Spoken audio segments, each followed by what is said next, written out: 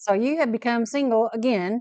Maybe you just got out of a bad marriage, or maybe you have lost a spouse to death, and you are ready to get back into a relationship, hoping maybe to get married again. And you may be wondering, where do I start? Last week we looked at how to deal with life after divorce or a loss of a spouse. And divorce happens. Look, I know we are Christians and we've been divorced. This is not the idea. And sometimes divorce happens. And we talked about seeking God's will in your life during the time of singleness. Maybe you've lost your spouse and you're single again. You have kids and you're a single parent. We talked about spending time to heal from your broken marriage or to heal from the loss of your spouse. We also talked about how you should make sure dating again is the right thing for you. Maybe God wants you to be single for a while. And the right thing for your kids. It might not be right for your kids for you to get married right away. So that's another thing that you need to consider. And we talked about that last time. Mhm. In this episode, we're going to move past that. You've healed. Your kids have healed as much as you can. Mhm. It's not always easy. Yeah, you're not ever going to get totally over it. In this episode, we're going to discuss dating again. So they're ready to date. I know people out there, they're probably ready to date and they're thinking, should I date as a Christian that's been divorced? You know, you hear so many things. And they'll say, if you've been divorced, you can't get married again. Or, you lost your spouse, I don't want to get married. But you think, you know what? I'm ready to move on. So what do I do now? So if you're ready to move on and you want to know what to do, stay tuned. We're going to talk about this.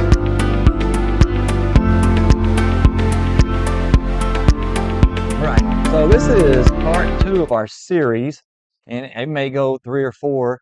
We're definitely going to do another one, maybe 2 more, because we're going to talk about dating. And then the next one we might talk about planning the wedding. And what our wedding was simple because we were both 40 and we didn't want a big fancy high dollar wedding. We did it at your sister's house. She had a Mhm. nice house and we just had maybe 25, 30 people. We had the kids involved and we had the cousins involved and it was nice. It was really neat. Maybe we'll talk about that and we'll give you an idea. But now we ain't there yet. We're not at the wedding part yet. I'm Joey I'm Lori. and we are Christ-centered marriage and family. And we do marriage issues. We talk about Christian marriage, and that we also do family, but blended family. We talk about families that form out of broken marriages, divorce, and people that lost their spouse due to death. And you bring two couples together with maybe kids and different past, and you form a blended family. And that's another aspect to our show.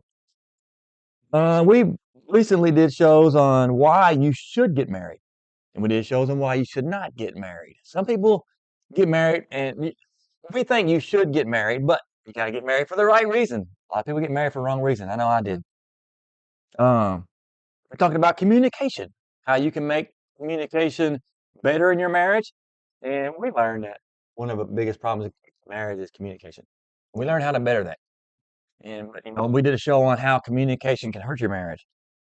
And she did a show on what is a good Christian wife, and I did a show on what's a good Christian husband, according to the Bible. And last week we started a new series. That was our first episode on things to consider before you get married again. So you just got divorced or you lost your spouse, and you're thinking, now what? So we talked about that. So if you haven't seen that, I recommend go back and watch that show because you might be a little behind. And you might be watching this show, you think, well, they're kind of skipping some stuff. Well, no, we didn't. We talked about that last show. So I hope you look at that. Right. So you've been divorced, or you've lost a spouse, and you've taken time to recover. You've taken time to heal, and not. I don't like to use the words getting over it because you never get over it. You just learn how to heal and forgive, and have time to move on. So now that you're ready to move on, now what? You're ready to start dating again. So what are some things that you need to consider before you start dating again? Dating again. Right. And there's a lot of different things. And for the sake of time, I just made a short list. I made the highlights. Mhm. Number one, Just like we talked about after you got divorced or you lost your spouse. What's the first thing you need to consider? Seek God's will. That's what we said last time. Mm-hmm. And now, maybe you've healed from all that. Now you're ready to start dating. What should I do? Keep seeking God's will. Mm-hmm. Keep seeking God's will. Keep praying that God will guide you the way He wants you to go. Pray that God will bring somebody that's a Christian into your life. Uh, Pray that God will bring someone who will honor you like in a Christ-like way. Now, and uh, don't give up praying, because I think a lot of times people get desperate and they just jump at the first thing that comes along. Mm-hmm. But you have to pray and you have to seek God's will. Pray that God will bring a God-fearing Christian into your life. If you're watching this show, we come at it at a Christ-like perspective. Everything, family, everything.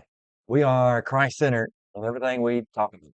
So we hope that if you're watching this, you are a Christian. And if you're not, we hope that you come to the point where you accept Jesus as your Savior.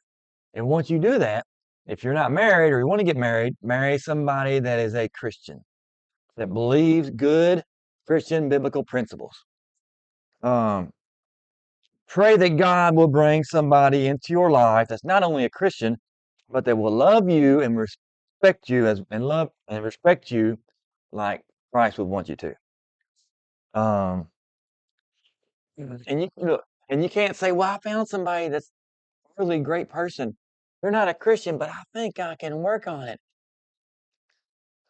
I, will you even date a person like? Should you even date a person like that? I don't know, like if you're just getting to know them, maybe you can give it some time. But if it's clear that they have no interest in becoming a believer, then it's time to Red cut flag. ties. Red flag. Yep. Because you get married, and that person might love you and take care of you, but if they're not a Christian, they don't believe in God the same way you do, that's not going to be a good marriage. Mm-hmm. Okay, Lori, you take the next Number two, see, got someone with the same Christian beliefs that you have. And I can speak from experience on this one because my parents were, one. my dad was Catholic, my mom was Baptist, and we were raised Catholic. Not that there's anything wrong with being Catholic, but they're totally two different belief systems. And my mom never went to church with us. It was always dad and us. And so, it's just not a good situation where mom and dad are not going to church together with the family, or you're going to a different church. We know some people where their husband goes to one church and the wife goes to the other church, and Yeah, and they're good people, and they're good see, people. they have the appearance that the marriage is working, but that's not good. Just think it makes it really hard to feel as you're one unit when you're doing that Yeah, because, one thing, especially when there's kids involved. Where do the yeah, kids go? yeah, they can't go back and forth. It's not good for Yeah, them to go back and forth. it's And bad enough that you have. I'm gonna interrupt you, it's sorry, but okay. it's bad enough that when you're divorced, the kids go to their their dads, and dad goes to one church, and they go Hmm. to mom, and mom goes to one church. But you don't want to have like the mom's married to somebody, and they go to a different church. That's just too much Yeah, that's confusion. too much. Too And much it's for kids. better they just everybody goes to the same church. One of the things that we have talked about and learned about since we started down this road is oneness, and it's hard to be oneness when you got going to different churches or have two different beliefs, or one's a Right, believer and one's not a believer. right, So right. you want to marry somebody who has the same beliefs as you do, Christian beliefs as you do. Especially, I mean, it could be as simple as a Baptist and a Pentecostal, different belief systems, Hmm. and it could cause a split between husband and wife, and it could cause a huge rift. And especially if the husband believes one way and the wife believes the other, they may not be able to reconcile that. You can't come along, you can't join in the same, uh, like she said, the oneness. And my my Can't be on the same page. my mom, I don't know if they still do this anymore, but when my parents got married, my mother had to go through what they call the catechisms, and she Yeah, had they to still do that. she had to become a Yep, Catholic yep, before she was even allowed to marry my dad. right. But she never went to church. So she was technically a Catholic, but she didn't practice that. So she never went to churches. Okay. What else? You got anything else on that? I don't think so. All right, next one. Be selective. Be selective on who you date. Just don't grab the first one that comes along. Mhm. Don't be in a hurry, and learn from your past relationship. You had a failed marriage, learn from that. Or let's say you had a spouse that was great, and that spouse, let's say your husband died or your wife died. What are the good things that you liked about that husband or wife? Maybe look for somebody that had those qualities, those good qualities in the spouse that you lost. But the failed marriage, whatever it was that made that marriage bad, don't go to that same type of person. And I think Don't do that. taking responsibility, doing an honest self check. Okay, what was my responsibility in Right, that? right. And make sure you fix that about yourself before you try to get into another relationship. And what is something that I need to change on? Maybe I just didn't try to be patient, or maybe I didn't do my part to make it work. I don't know. Um, I would say, don't go to the bars. Don't go to the Yeah, bars. Don't go to the bars. I would stay away from the online dating things. Don't pay a bunch of money for monthly memberships, and do all these profiles, and it might work, maybe, but I would not recommend that. If you do, be cautious. Be cautious of the online dating, and the dating clubs. I don't know what they are dating anymore. apps or Dating whatever. apps, whatever it is. I would be cautious of all that, because especially if you're involved in a social media or internet relationship with somebody that lives far away, you may not know the person you're talking to. It may not be who you think they are in real life. You got to be cautious with all that. Um, Anything else on that? I don't think so. Okay, take the next one. Keep your kids informed about your relationship needs and not necessarily seeking their approval. Right. And I added a couple of notes to this just because I was the single mom with the kids when we started dating. Is your kids are not mini adults. Mm-hmm. They don't need to know everything about what's going on. You don't need to come home and talk about your date and this and that like they were your BFF. Mm-hmm. And just keep it basic. And only if they're old enough to really understand what you're talking about. Because when we were dating, my youngest one was like 2 or 3. Yeah, 8, 2.5. And Two, then the yeah. middle one was like 5 or 6. And then the oldest one was like 11ish, 12 in that area. And he would probably be the only one that I might have said something to. And honestly, it's been so long, I don't remember I would, what kind of conversations I we would talk had. to. I think I talked to him, no, Keaton, the oldest one, the Yeah. first time we dated. And whenever I saw him, I talked to him. So I think, talk to them and just tell them, maybe just tell them you're ready to move and find a new relationship or something. Just kind of give them a heads up, let them know what's going on, but don't give them all the details. They don't need to be worried about that, because then if you find somebody and it doesn't work out, and then they're going through loss again every time you find a new person and then it doesn't work out. Mm-hmm. So, I think just kind of give them a general idea of kind of what's going on, but you don't have to tell them everything. But and two, the kids may not want you to get married, regardless, but you may have to say, kids, I want to get married, and you may not want it, but that's what I want. And I'm going to consider your needs and consider your wishes, but in the end, I need to take care of me first. I need a companion. Mm-hmm. And if you're going to wait around for the kids to say okay, you may be waiting a while. Maybe and if you are upfront with them and honest, and you do it the right way, the kids are going to eventually Mm-hmm. come to appreciate that, and they'll it will. I'm not gonna say warm over, but Accept it. they'll eventually accept it. Maybe not always like it, but they'll accept it. Well, it's just like with everything else. It's new and it's not what they wanted. It's not what you planned. Mhm. But you learn to accept it. Even as being a divorced person, I still, even after 13 years, 14 or so years, it's like I hate saying ex-husband and Yeah, first marriage or yeah. whatever. I still don't like having to say that, but it's just what it is. So Mhm. just make the best of it and just move on. Um and then something that we learned while you were talking, I just kind of popped in my head about um something we wish we'd I guess learned early on is it's hard when you're the biological parent to not to put yourself first. Um, put your kids first, but really the marriage is 1st Mhm. and the kids. So when you're looking for that new spouse, you might be selfish to say, well, you guys may not want to get married, but this is what I want. It might sound kind of harsh, but it's the truth. You have to have a strong marriage. Those kids need a mother and a father figure, and they need a strong example of a Christian marriage so that they can see what it's supposed to look like, especially if you've had a bad one before and it's a bad relationship, and they need to see what a good relationship, good godly marriage looks like. I That's was right. thinking about that. Yeah, yeah, yeah, yeah. I was thinking of something else, but maybe it'll come to me later. Uh, oh, yeah, yeah, yeah, yeah, yeah, yeah. And I don't know how it was with her.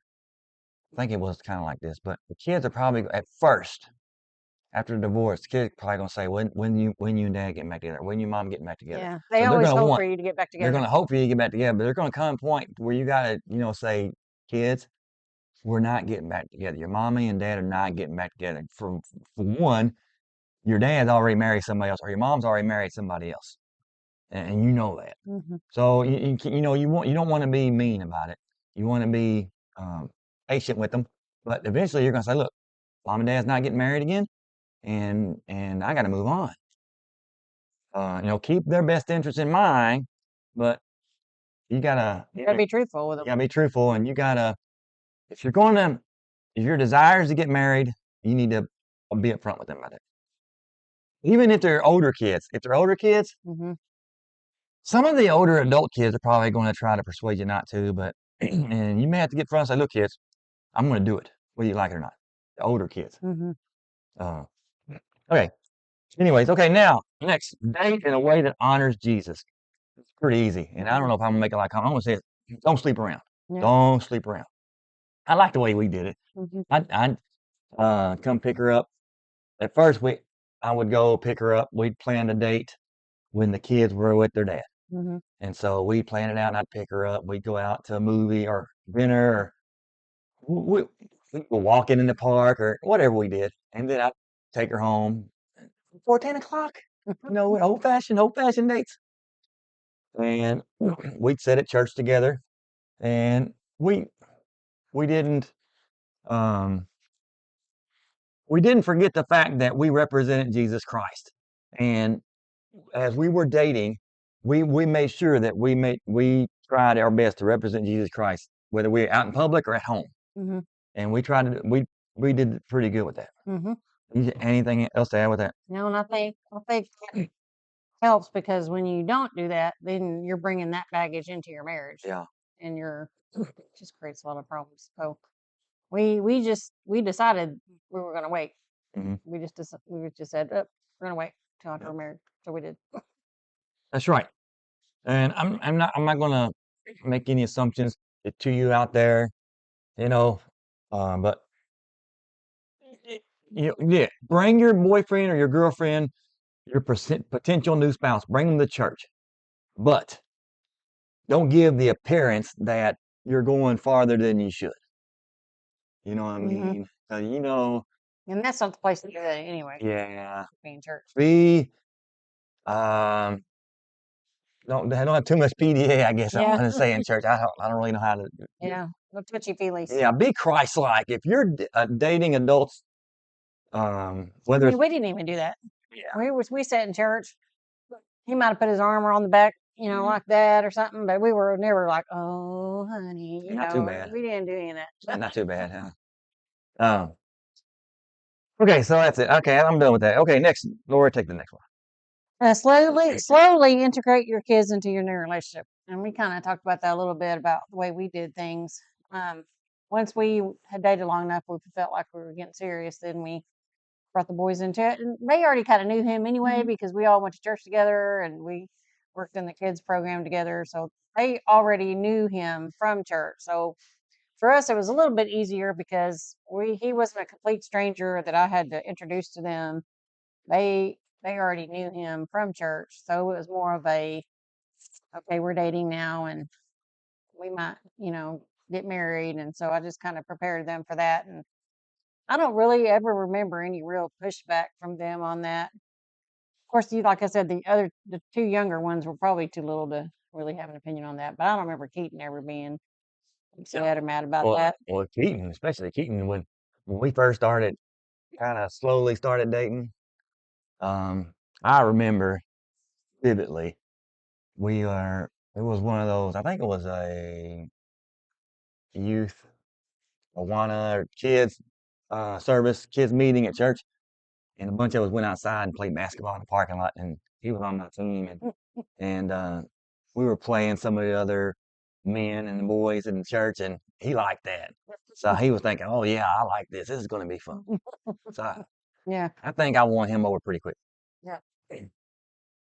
So I just, I guess to for those of you that maybe don't have that advantage and your new interest is a complete stranger to your kids and you want to introduce them slowly, maybe going to outing together that's out of the house and Mhm. maybe something fun where they kind of get to know that person and just and don't you say these horror stories about step dads abusing their their wives, children, or whatever. So you really want to make sure you know that person well before you introduce them to your kids because you don't want anything to happen to your kids.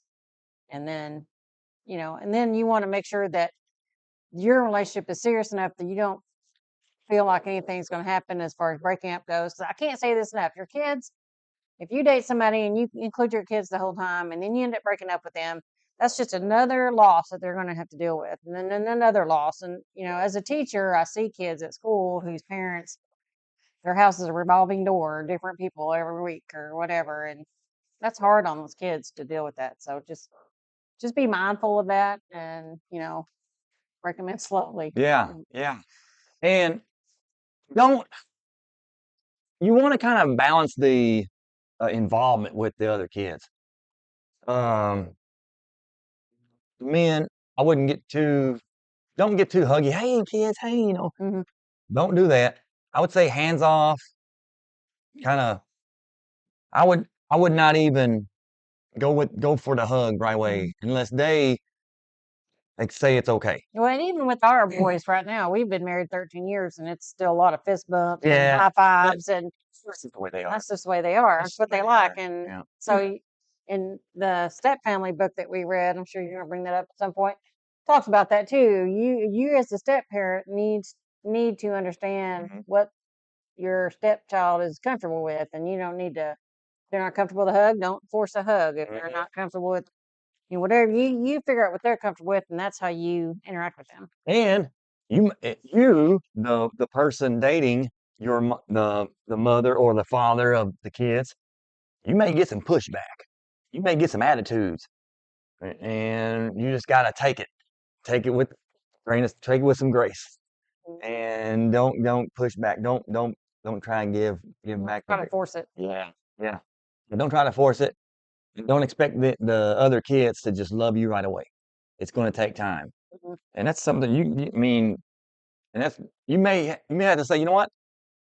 That's something you have to think about. Am I willing? Is this something I'm willing to do? Mhm. And if you're not willing to do, you probably shouldn't do it. And if, pay attention, if you see those red flags early on, don't force it. Yeah. Okay. Finally, there was probably a lot of things that, like I said, we could have said. These are just all about the big stuff. Mhm. Big stuff. Finally, I got one more thing. And you're gonna think, well, you've already said that, but I need to say it again. Seek out God's will in your new relationship. Let's say, okay, I found the person that I want to date, the man or the woman I want to date. Seek out God's will in that relationship. Keep going to God to pray. Pray all the way till your wedding day. Pray afterward. Don't stop praying. Keep on praying. Pray for God's will. Because look, when you stop doing that, when you stop seeking God's will, that's when you're going to go off track Mhm. and you're going to start going the worldly way. You're going to seek your own will or somebody else's will, and you're going to keep your eye focused on God. Mm. Keep your focus on God's will. Anything to add to that? I don't think so. Okay, so next episode, we're going to talk about getting ready for the wedding. When do you know it's time to get married? What do you do? We got some cool ideas. Because when we got married, she had 3 boys. I didn't have any kids. So, and we need to find a way to get the kids involved because, I mean, to be honest with you, look, I married her, but I also married her kids. It was It was a a package deal. package It was a deal. package deal. So at the wedding, they weren't sitting in the chairs; they were out there with us. So that's something else. It's next episode is probably gonna be more practical thing, but we're gonna maybe talk about the whole premarital counseling. There's some things that you need to do. If you're going to get married, we're going to do it. We're going to pick a date. So what next? There's some things that we didn't do that we wish we would have done. So we're going to talk about that. So check us out next week. We're going to get that going. Let me show you some resources. This is a new book I got from Ron Deal, Family Life Blended. It's called Preparing to Blend. Awesome book. I'm reading that now, and I may share some of that in the next couple of videos. Now we have The Smart Stepdad, or Smart Step Family. I'm reading that. She read that book. I'm working my way through it.